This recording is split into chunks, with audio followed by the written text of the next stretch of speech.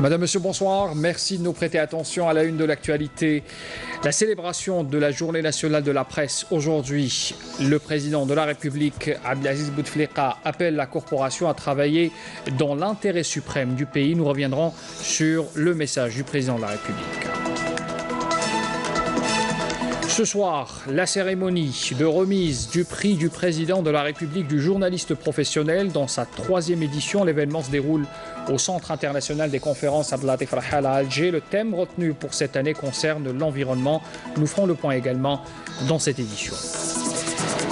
Et puis on apprend ce soir que 2 dangereux terroristes ont été abattus ce matin et 2 autres ont été arrêtés à Djidjel et Batna lors d'une opération de qualité menée par les éléments de l'armée nationale populaire qui est toujours en cours. L'Algérie enregistre une baisse du déficit commercial de près de 38% sur les 9 premiers mois de 2017 selon le CNIS. Les hydrocarbures continuent de représenter l'essentiel des ventes algériennes à l'étranger. Et puis un reportage à suivre sur le port de Mostaganem, qui est l'une des infrastructures les plus importantes de l'ouest du pays. Port mixte qui accueille à la fois marchandises et voyageurs. Il a vu son activité augmenter ces 2 dernières années. On y reviendra avec un reportage dans ce journal. Bonsoir à tous et on entame donc cette édition avec la célébration de la Journée nationale de la presse ce 22 octobre. À cette occasion, le président de la République, Abdelaziz Bouteflika, a adressé un message où il a rendu un vibrant hommage à la presse algérienne. Le compte rendu avec Amal Messaïd. Dans son message adressé à la presse à l'occasion de la célébration de sa Journée nationale, le président de la République, Abdelaziz Bouteflika, a exhorté la famille de la presse à être au service des intérêts suprêmes de l'Algérie. Le chef de l'État appelle la corporation à contribuer à l'éclaircissement des faits en mettant des critiques objectives sur les insuffisances. Abdelaziz Bouteflika fait appel à la contribution de la presse principalement dans la promotion de l'image de l'Algérie à travers le monde. Le président rappellera à l'occasion les difficultés financières et économiques de la conjoncture. Pour cela, des mesures ont été prises pour y faire face et poursuivre le processus d'édification en engageant les réformes nécessaires, précisera le chef de l'État. Le président de la République appellera le gouvernement à accélérer la mise en place de l'autorité de régulation de la presse écrite, ARPE, et son activation aux côtés de l'autorité de régulation de l'audiovisuel arabe. Le chef de l'État appellera dans son message le gouvernement à activer dès 2018 le Fonds public d'aide à la presse écrite. Et justement, ce 22 octobre, la cérémonie, et cette cérémonie qui est attendue ce soir pour la remise du prix du président de la République du journaliste professionnel dans sa 3e édition, elle se déroule ce soir au Centre international des conférences, Abdelatif Rahal à Alger, avec ses préparatifs que vous voyez à l'image. Bien sûr, cette cérémonie coïncide avec cette célébration de la Journée nationale de la presse et l'événement est inscrit cette année sur le thème « La préservation de l'environnement, clé du bien-être public et du bonheur social ». Le prix du président pour le journaliste professionnel sera décerné dans la soirée aux journalistes lauréats dans différentes catégories. Pour en savoir plus, nous avons avec nous, à partir du CIC, Amina Zahouf. Amina, bonsoir.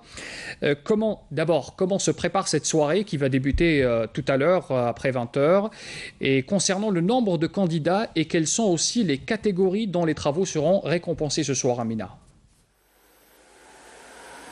Bonsoir Zohel, bonsoir à tous. Ce qu'il faut savoir, c'est que 2 volets distinguent cette cérémonie, la Journée nationale de la presse et le prix du président de la République du journaliste professionnel. On sait ce soir que 16 lauréats vont être primés pour leurs travaux d'excellence de différentes catégories d'expression. Il y aura la presse écrite, la télévision, la radio, la presse électronique, la photographie. Et il y aura également le prix du jury. Ce qu'il faut savoir également, que la soirée sera l'occasion de rendre rendre hommage à des journalistes pionniers de la presse, des victimes du terrorisme, de la tragédie nationale et des victimes du devoir à travers une exposition de photographie. Enfin, Zoher, nous avons essayé d'avoir le thème de l'année prochaine, le thème de 2018.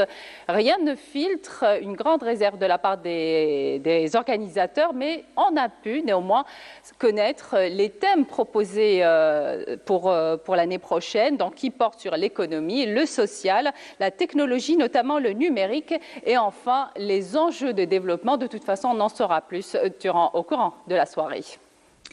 Merci Maya pour toutes ces précisions et je rappelle que cette soirée est consacrée à cette cérémonie pour décerner le prix du président de la République pour le journalisme professionnel. Cette année est consacrée, je le rappelle encore une fois, à l'environnement en attendant bien sûr de connaître les lauréats. On aura l'occasion bien sûr d'y revenir dans nos prochaines éditions. Dans l'actualité aussi, cette audience accordée par le Premier ministre Ahmadou Yahya à plusieurs personnalités politiques. Il s'agit de Jamal Ould Abbas, Ammar Roul, Ammar Ben Younes et Sadiq Chihab, respectivement secrétaire général du parti FLN, du parti TEJ, président du MPA et le représentant du RND. La rencontre qui s'est déroulée en présence des chefs des groupes parlementaires de ces 4 formations politiques qui a permis de procéder à un échange de vues sur le projet de loi de finances 2018 ainsi que sur la coordination entre la majorité présidentielle et le gouvernement également. Autre audience du Premier ministre, Ahmadou Yahya a reçu également ce dimanche l'envoyé personnel du secrétaire général des Nations Unies pour le Sahara occidental, Horst Kohler, qui effectue sa première tournée dans la région. L'audience s'est déroulée en présence du ministre des Affaires étrangères, Abdelkader Messahel. Horst Kohler avait entamé sa visite il y a quelques jours. Il était en visite d'ailleurs ces derniers jours au camp de réfugiés à Tindouf. L'actualité aussi marquée par cette visite du général de corps d'armée, Ahmed Gaïd Salah, vice-ministre de la Défense nationale, chef d'état-major de l'armée nationale populaire. Il effectue à partir de demain, lundi, cette visite de travail et d'inspection à la 4e région militaire à Ouargla. La visite qui coïncide, il faut le rappeler, avec le début de l'année d'instruction 2017-2018 à travers l'ensemble des régions militaires, sera une opportunité durant laquelle le général de corps d'armée aura à inspecter quelques unités et tenir des réunions d'orientation avec les cadres et les personnels de cette région. Comme j'ai annoncé en titre, 2 dangereux terroristes ont été abattus ce matin et des 2 pistolets mitrailleurs de type Kalachnikov saisis lors de cette même opération. C'était lors d'une embuscade opérée par les détachements de l'armée nationale populaire. C'était au niveau de l'Awana à Djidjel. C'est ce qu'indique ce soir un communiqué du ministère de la Défense nationale. L'opération qui est toujours en cours a permis aussi l'arrestation d'un terroriste en sa possession un pistolet automatique et la découverte d'un camp de terroristes où se trouvaient 4 femmes et un nourrisson. On apprend par ailleurs qu'un autre dangereux terroriste a été capturé ce dimanche également par les détachements de l'armée nationale populaire en possession d'un pistolet automatique de type Kalachnikov à Haris, dans la wilaya de Batna, toujours selon un communiqué du MDN. Le terroriste qui avait rallié les groupes criminels armés, c'était en 1998, arrêté donc ce matin à Batna. Il faut souligner aussi que ces résultats renforcent ainsi les efforts réalisés par nos forces armées qui restent en veille permanente pour contrecarrer toute tentative visant à porter atteinte à la sécurité du pays. Autre information du MDN qui nous fait savoir ce soir que 4 contrebandiers ont été arrêtés, un pistolet mitrailleur de type Kalachnikov et une quantité de munitions ont été saisis par des détachements de l'armée nationale populaire à Tamanrasset et Bourj Badji Mokhtar. Également, d'autre part, des éléments de la gendarmerie nationale ont arrêté 5 personnes en leur possession, 4 fusils de chasse. C'était à Djelfa et Tissim Silt. Et puis, 21 immigrants clandestins de différentes nationalités ont été arrêtés à Bchar, à Adrar, à Mila et à Ouargla, ajoute le communiqué du MDN. Revenons sur cette journée consacrée à la presse nationale pour parler de cet invité du Forum El Moudjahed qui n'est autre aujourd'hui que le ministre de la Communication, Jamal Kawan, qui a fait l'éloge d'ailleurs de la presse algérienne. Il s'est prêté aux questions des journalistes. Le ministre est revenu aussi sur les missions de l'autorité de régulation audiovisuelle, sur la formation aussi, la formation continue des journalistes et sur la mise en place de cette fameuse autorité de régulation de presse écrite qui devra être installée avant la fin de l'année. Commentaire Nakhla Lorbi. La presse algérienne, ses acquis, ses attentes et son rôle dans la concrétisation du processus démocratique ont été les principales questions abordées au forum d'El Moudjahid. Répondant aux questions des journalistes, le ministre de la Communication a dressé un état des lieux. C'est une fierté pour le pays et pour la société algérienne. La presse algérienne est riche, en attestent les nombreux titres et magazines existants. Par ailleurs, les chaînes de télévision contribuent à la création d'un paysage audiovisuel algérien authentique. Concernant l'ouverture du champ audiovisuel, le ministre de la Communication a souligné que des étapes précises doivent être respectées pour ce faire et que l'accréditation de cette chaîne de télévision est une première étape qui répond à des impératifs techniques et qu'il n'y a dès lors pas lieu de parler d'exclusion. Pourquoi 7? C'est temporaire, c'est en fait relatif à la capacité du satellite. L'affaire est actuellement entre les mains de l'autorité de régulation. En tant que ministère de tutelle, notre mission est terminée. Il peut d'autre part y avoir un appel à candidature. Il faut comprendre que ce n'est pas exclusif. Le ministre a par ailleurs indiqué que le fonds de régulation de la presse figurant au plan d'action du gouvernement sera, comme l'a souligné le président de la République dans son message, effectif au début de l'année 2018. L'assainissement du fichier électoral aura un impact positif sur le déroulement de l'opération de vote. C'est ce qu'a affirmé ce dimanche à Ouargla le président de la haute instance indépendante de surveillance des élections, donc Abdouwahab Darbal, qui, je le rappelle, est en visite de terrain dans cette wilaya, a fait savoir aussi que son instance continue en coordination avec le ministère de l'Intérieur de déployer tous ses efforts pour corriger les erreurs précédentes, notamment à travers la radiation des non-inscrits en double et les décès également. Révision ordinaire des listes électorales justement à Ain Timouchent à quelques semaines du scrutin. Tous les moyens sont disponibles afin de garantir la transparence bien sûr de ce scrutin. Nassali Ben Saïdi pour plus de détails. À quelques semaines des prochaines élections locales, la révision ordinaire annuelle des listes électorales se poursuit. À Ain Timouchent, d'importants moyens humains et matériels sont réunis afin de garantir le succès de ce scrutin. Je suis venu récupérer ma carte d'électeur. J'estime que c'est un devoir et un droit. Nous sommes tous concernés. Je suis là pour inscrire ma fille dans notre commune. Elle vient d'avoir 18 ans. Ça s'est très bien passé. Il y a une bonne organisation.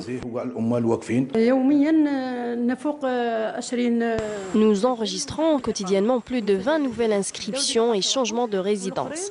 En ce qui concerne les nouveaux inscrits, ils ont déjà récupéré leur carte, tandis que les retardataires, ils auront leur carte au plus tard le 20 novembre. Et pour mieux s'informer de toutes les étapes qui concernent les prochaines locales, le ministre de l'Intérieur a ouvert un portail à travers son site web pour plus de transparence. Ajoutez à cela, plusieurs agents chargés de l'encadrement des citoyens le jour J seront présents pour le bon déroulement de ce scrutin.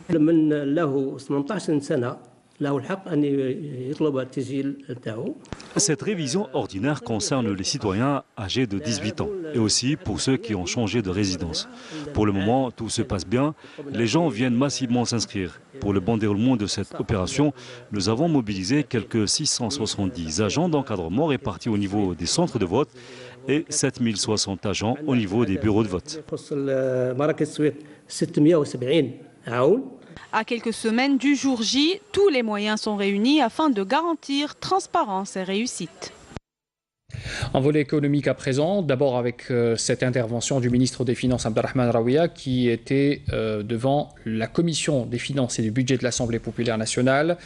Il présentait le projet de loi de finances 2018. Le ministre a évoqué notamment quelques chiffres. D'abord les réserves de change de l'Algérie qui devraient baisser à 85,2 milliards de dollars à la fin de décembre 2018 et à 76,2 milliards d'ici 2020.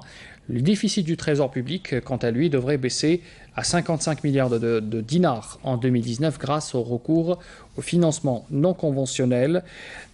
C'est ce qu'a tenu donc à préciser le premier argentier du pays lors de cette session de travail ce matin. Sachez aussi que l'Algérie enregistre une baisse du déficit commercial de près de 38% sur les 9 premiers mois de cette année. Ce sont des chiffres du CNIS qui le révèlent ce dimanche.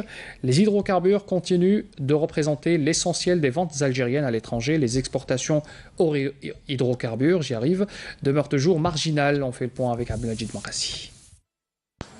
Le déficit commercial de l'Algérie a reculé à 8,14 milliards de dollars sur les 9 premiers mois de l'année 2017, contre un déficit de 13,11 milliards de dollars sur la même période de l'année écoulée, soit une baisse de 5 milliards de dollars, correspondant à un recul du déficit de 37,94%, selon les données fournies par le Centre national de l'informatique et des statistiques des douanes.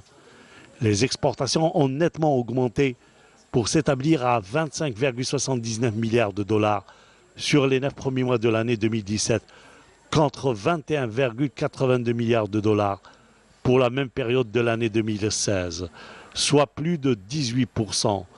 Concernant les importations, elles ont connu une légère baisse en s'établissant à 33,92 milliards de dollars contre 34,93 milliards de dollars. Les hydrocarbures continuent de représenter l'essentiel des ventes algériennes à l'étranger, avec 94,66% du volume global des exportations en s'établissant à 24,41 milliards de dollars contre 20,52 milliards de dollars sur la même période de 2016, soit une hausse de 3,89 milliards de dollars. Pour les exportations hors hydrocarbures, elles restent encore faibles. Elles ne sont que de l'ordre de 1,38 milliard de dollars, soit une hausse de 5,76% par rapport à la même période de 2016. Pour ce qui est des importations, l'Algérie continue à importer des biens d'équipement industriel, des demi-produits, des produits bruts, des produits alimentaires qui se sont chiffrés à 6,5 milliards de dollars contre 6,1 milliards de dollars, des produits d'énergie et lubrifiants, des biens d'équipement agricole et des biens de consommation non alimentaires. En termes de partenaires économiques et commerciaux, les 3 premiers clients de l'Algérie au cours des 9 premiers mois de 2017 ont été l'Italie avec 4,22 milliards de dollars, suivi par la France avec 3,17 milliards de dollars et de l'Espagne. La Chine reste le principal fournisseur de l'Algérie avec 6,56 milliards de dollars, suivi par la France avec un peu plus de 3 milliards de dollars et de l'Italie avec 2,58 milliards de dollars. Entrée en vigueur ce dimanche des nouvelles conditions de domiciliation des opérations d'importation des biens destinés à la revente en l'état. C'est une instruction de la Banque d'Algérie. Qu'en est-il exactement? Élément de réponse avec Manal Potouaba. Cette instruction de la Banque centrale transmise aujourd'hui aux banques rend désormais obligatoire la domiciliation de toutes les importations relevant de la revente en l'état avant toute expédition des marchandises à destination du territoire douanier algérien. Une provision financière préalable couvrant 120% du montant de l'importation sera également exigée au moment de la domiciliation, devant intervenir au moins 30 jours avant l'expédition des marchandises. Cette provision est à constituer auprès de la banque domiciliataire sous forme de dépôt et ou par affectation sur les lignes de crédit dûment ouvertes par les banques au profit de leur clientèle. Selon les responsables de la Banque centrale, ce nouveau dispositif rendra plus opérationnel l'ensemble des mesures édictées en matière d'encadrement du commerce extérieur et vise à réhabiliter l'acte de domiciliation en tant qu'instrument de mise en force du contrat d'achat ou de la commande et à mettre en adéquation l'allocation des ressources nécessaires en matière de change aux opérations d'importation. Ces mesures entrent dans le cadre d'un règlement approuvé fin septembre dernier par le Conseil de la monnaie et du crédit pour l'aménagement du règlement de février 2007, se rapportant aux règles applicables aux transactions courantes avec l'étranger et aux comptes devises. L'entrée en vigueur de ces nouvelles dispositions intervient quelques jours après que le gouverneur de la Banque d'Algérie, Mohamed Loukal, avait tenu une rencontre avec les représentants de la place bancaire et financière, durant laquelle il les a informés de l'instauration prochaine de ce mécanisme de régulation des opérations de commerce extérieur relevant de la revente en l'état. Pour rappel, les réserves de change de l'Algérie pourraient reculer à 97 milliards de dollars à fin décembre 2017, selon les prévisions annoncées récemment par le ministère des Finances. Ce matelas de devises était à 105,8 milliards de dollars à fin juillet 2017, puis à 103 milliards de dollars à fin août 2017, contre 114 milliards de dollars à fin 2016.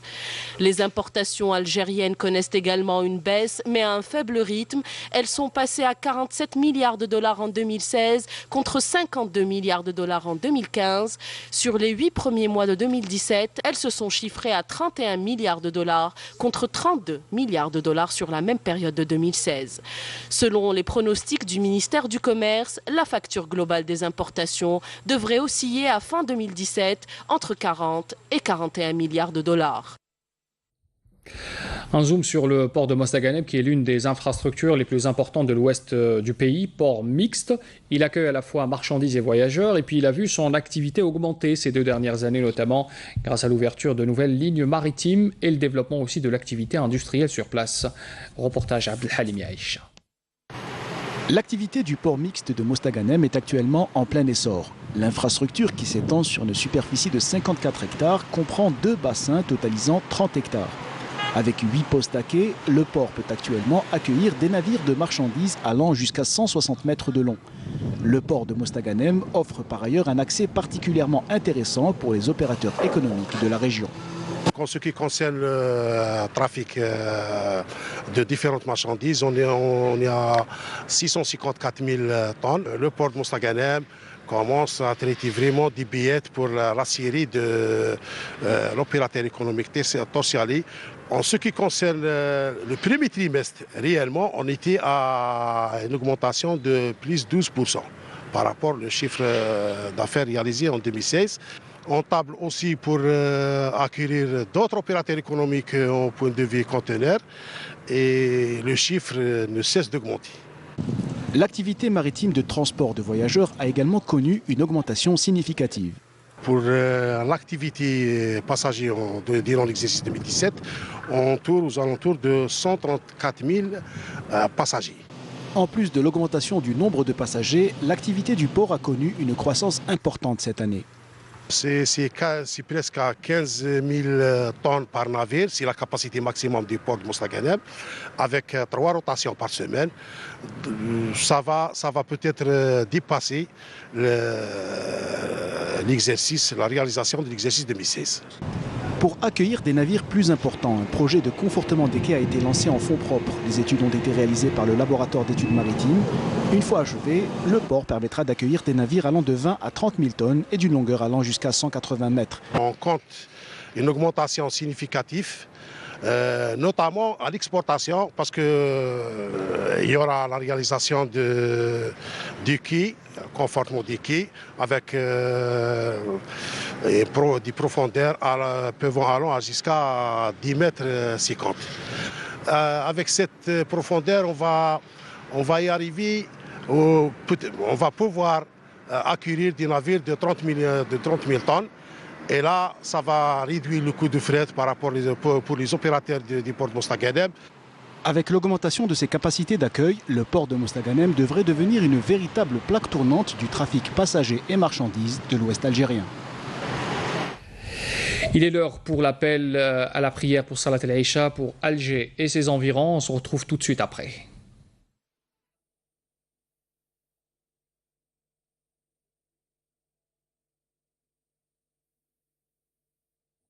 Allahu Akbar, Allahu Akbar.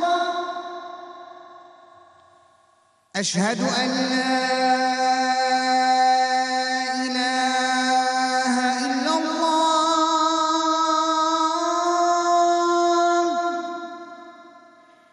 Ashhadu an la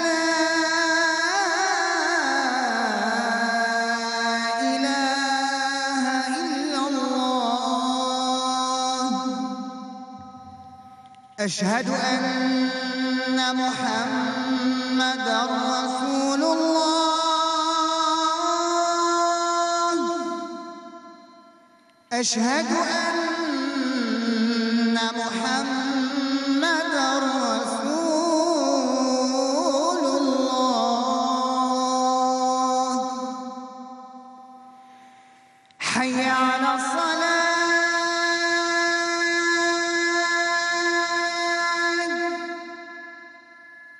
حي على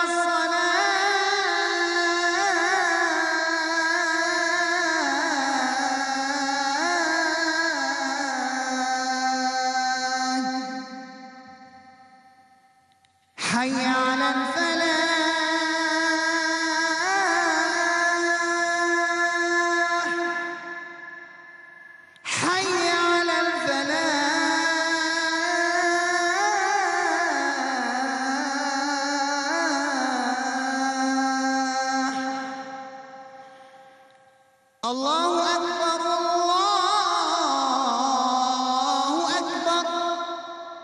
لا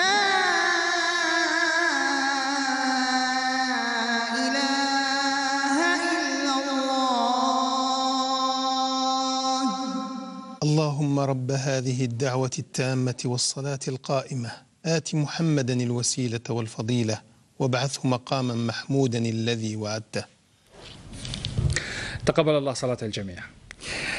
Revenons vers ce journal pour vous parler de cette 42e session de Le Coco qui se tient à Vitry-sur-Seine à Paris, qui a poursuivi ses travaux aujourd'hui avec en toile de fond l'élargissement de la solidarité avec le peuple sahraoui en lutte pour son droit à l'indépendance et à l'autodétermination. On fait le point avec notre correspondante à Paris, Afeb Blouchette.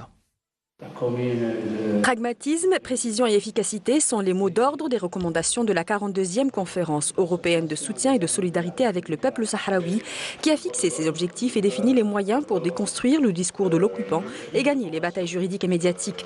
Ainsi, un comité de suivi spécialisé sur les thèmes des ressources naturelles verra le jour, de même pour les droits de l'homme et un recours soutenu aux nouveaux moyens de communication pour porter le débat au niveau des sociétés civiles. On a imaginé qu'on devait adopter une nouvelle stratégie, tant de préparation de nos dossiers que de la communication avec les responsables politiques à l'ONU, à New York, à l'ONU, à Genève, au Conseil de l'Europe et particulièrement évidemment aujourd'hui à l'Union européenne, à la Commission, au Conseil. هذا يدفع الحركة التضامنية لأنها يعني تشتغل أكثر وخاصة تضع برنامج محدد ورزنامة محددة وحتى تحديد آليات للمتابعة في كل مجال من هذه المجالات. De leur côté, les parlementaires étudient les propositions de leurs confrères algériens de créer un intergroupe au niveau mondial des députés favorables à la cause sahraoui. Si on reste toujours dans un même groupe, on ne peut pas activer. Donc on est obligé d'aller vers les autres, aller convaincre les autres par cette cause noble et juste.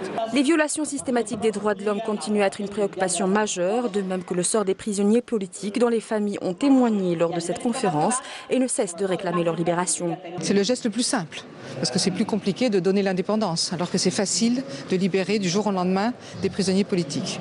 Or, ça fait 7 ans maintenant que les prisonniers de Gdeim Izik sont en prison.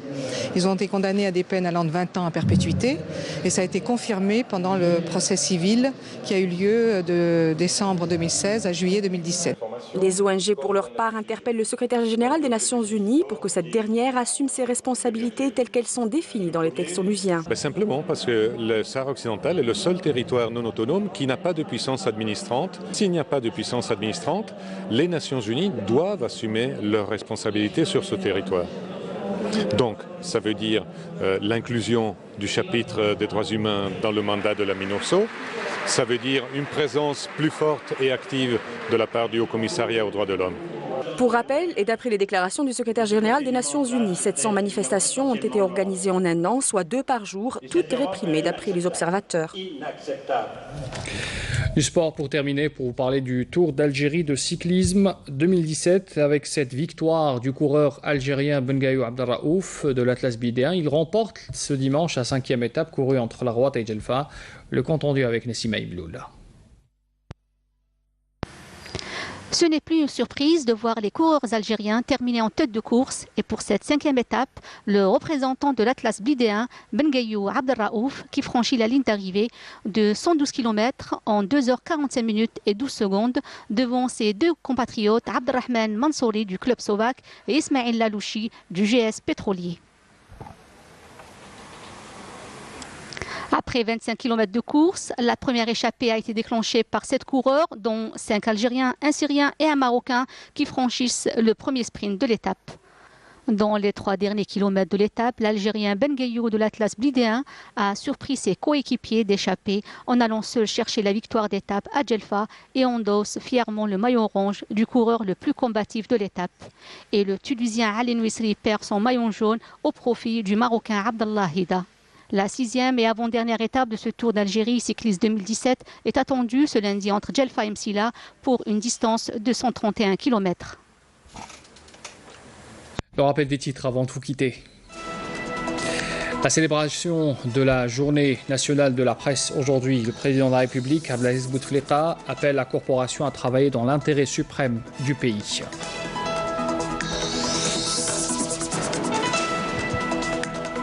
Puis la cérémonie ce soir de remise du prix du président de la République du journaliste professionnel dans sa 3e édition. L'événement se déroule au Centre international des conférences Abdellatif Al-Hal. Le thème retenu cette année concerne l'environnement. 2 dangereux terroristes ont été abattus ce matin. 2 autres ont été arrêtés à Jijel et Batna lors d'opérations de qualité menées par les éléments de l'armée nationale populaire, opération toujours en cours. L'Algérie enregistre une baisse du déficit commercial de près de 38% sur les 9 premiers mois de l'année. Selon le CNIS, les hydrocarbures continuent de représenter l'essentiel des ventes algériennes à l'étranger. Et puis nous avons fait un zoom ce soir sur le port de Mostaganem qui est l'une des infrastructures les plus importantes de l'ouest du pays, port mixte qui accueille à la fois marchandises et voyageurs. Il a vu son activité augmenter ces 2 dernières années. Nous avons suivi un reportage consacré à cette infrastructure. Fin de ce journal, merci de l'avoir suivi. Très bonne soirée à tous. Pour l'information, retrouvez Amina Zahouf demain à midi. Et puis moi, je vous donne rendez-vous à 19h. Au revoir.